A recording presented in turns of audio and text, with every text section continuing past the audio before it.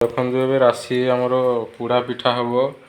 ବିରି ପୋଡ଼ା ପିଠା ରାଶି ପକା ହେବ। ରାଶିକୁ ଭାଜିକି ପୁର କରିକି ଦିଆହେବ ଆଉ ଭଲସେ ଭାଜିବେ। ଦେଖନ୍ତୁ ଏଇ ବିରି ପିଠା ହେବ। ବିରିକୁ ଫେଣ୍ଟା ହେଉଛି। ଗୋଟେ ଅରୁଆ ଚାଉଳକୁ ପେଶା ହେଇଛି ଆମର ବିରିରେ ପଡ଼ିବ। ଦେଖନ୍ତୁ ଭାଜି ହେଇଯାଇଛି।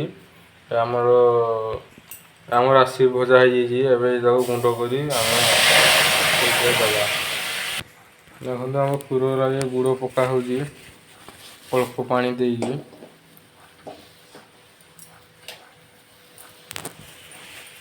ଦେଖନ୍ତୁ ଆମ ବିରିରେ ଏବେ ଚାଉଳ ଯେଉଁ ପେଶା ହେଇଥିଲା ସେ ଚାଉଳକୁ ମିଶା ହେବ।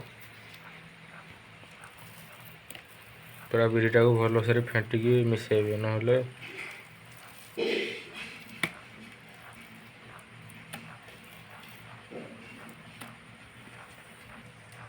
ସ୍ୱାଦ ଅନୁସାରେ ଲୁଣ ଟିକେ ପକାଇବେ। ତାପରେ ତାକୁ ଭଲସେ ଫେଣ୍ଟି ନେବେ। ଭଲସେ ଫେଣ୍ଟି ହେଇଯାଇଛି। ଏବେ ଦେଖନ୍ତୁ ଏପଟେ ଗୁଡ଼ ଆମର କରାହେଉଛି। ଗୁଡ଼ ହେଇସାରିଲା ପରେ ଆମର ରାଶି ପଡ଼ିବ।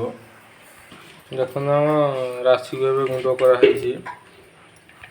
ଦେଖନ୍ତୁ କାଜୁ ପକା ହେଇଛି ଆଉ ଏଥିରେ କିସମିଶ ପଡ଼ିଯାଇଛି। ଏବେ ଦେଖ କଡ଼ା ହେଇଯାଇଛି ଆମର ଗୁଡ଼ ଯେଉଁ ପକା ହେଇଗଲା। ଏବେ ରାଶି ପକାଇବେ, ଭଲସେ ମିଶାଇ ନେବେ। ଦେଖନ୍ତୁ ଆମର ରାଶି ଏବେ ହେଇଯାଇଛି। ଦେଖନ୍ତୁ ଆମର ଏବେ ଘିଅ ପକା ହେଉଛି।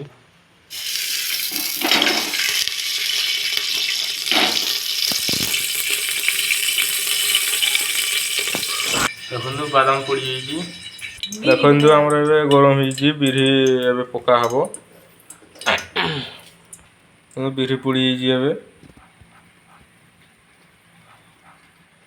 ଅଧା ଦେବେ, ତାପରେ ରାଶିଟାକୁ ମଝିରେ ଦେଇଦେବେ, ମାନେ ଠିକ୍ ହେଇଯିବ।